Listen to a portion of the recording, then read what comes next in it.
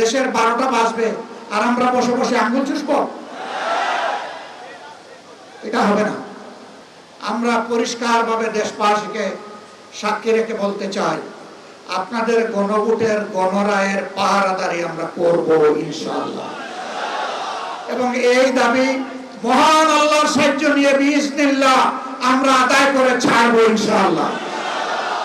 এই দাবি আমরা পরিত্যক্ত ঘোষণা করব না, কোনো কিছুর বিনিময়ে না, জীবনের বিনিময়ে হলে ওই দাবি আদায় হবে ইনশাআল্লাহ।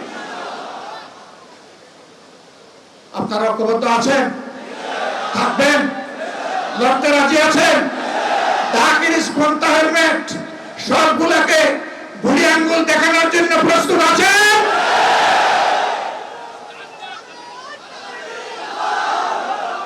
গত 3-4 দিন ধরে বাংলাদেশের শিক্ষাঙ্গনে যা হচ্ছে, শিক্ষাঙ্গনের ছাত্র এবং শিক্ষকরা তারা আতঙ্কগ্রস্ত। সেই গণরুম, গেস্ট রুম, সেই ফেসিবাদ আবার নতুন অ্যাপ্রন গায়ে দিয়ে চলে আসছে কিনা। আমরা শিক্ষাঙ্গনের ছাত্র, শিক্ষক, কর্মচারী সবাইকে বলবো, ফ্যাসিস্ট যেখানেই প্রতিরোধ সেখানে। ছাড় দেওয়া হবে না, ছাড় আপনারা দিবেন না। হ্যাঁ, পাপ বালিগ হইতে একটু সময় লাগে, কিন্তু বালিগ হওয়ার পরে ওই গাছের বৃন্ত থেকে ওটা পচে গিয়ে পড়ে যায়। পাপ পাপে পছন্দ ধরেছে। এখন সরকার যদি এটা বুঝতে পারেন ভালো, না বুঝতে পারলে পতন কেউ দেখাতে পারবে না।